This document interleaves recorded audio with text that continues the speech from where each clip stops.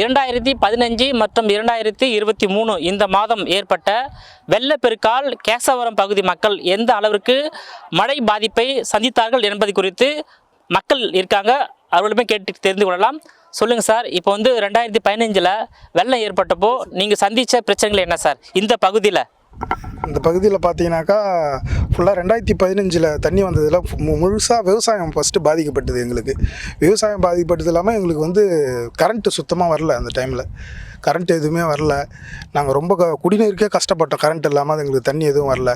எங்களுக்கு இங்கே ஒரு தடுப்பணை, அதேமாரி இந்த சைடில் 2 பக்கமும் பார்த்தீங்கன்னாக்கா அந்த ஃபுல்லாக பார்த்தீங்கன்னா பொதுராக தான் இருக்குது. இதை க்ளீன் பண்ணி கொடுத்தாங்கனாக்கா எங்களுக்கு எந்த பிரச்சனையும் இல்லாமல் பாதிப்பு இல்லாமல் தண்ணி நல்லா ஃப்ரீயாக போவோம்.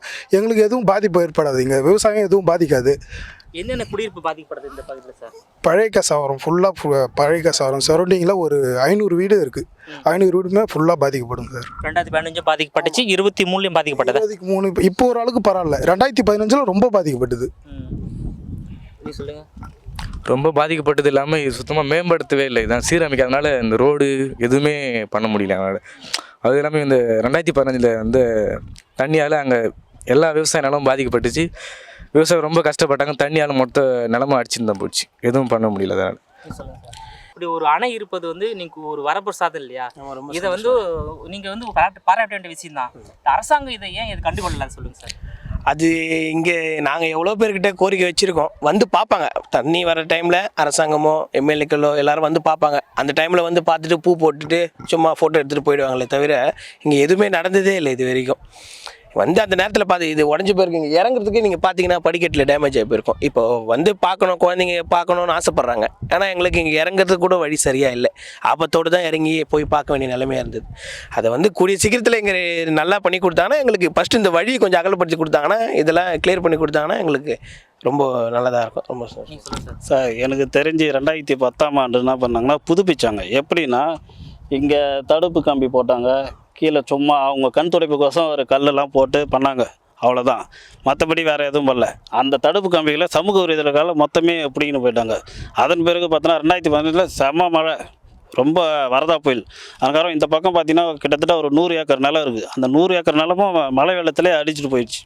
ரொம்ப இந்த பக்கம் பார்த்தீங்கன்னா ஃபுல்லாக குடிசை பகுதி தான். அந்த குடிசை பகுதி எல்லாமே அடிச்சுட்டு போயிடுச்சு. யார் எந்த ஒரு அரசியல்வாதிகள் நம்மளை சந்திக்கலை. பார்த்தோன்னா நம்ம வேறு யார், நிறைய அரசியல் தலைவர்களுக்கும் நிர்வாகி நிறைய பேர் இருப்பாங்க. அவங்கள யாரும் எங்களை பார்க்கல, எதுவுமே பண்ணலை.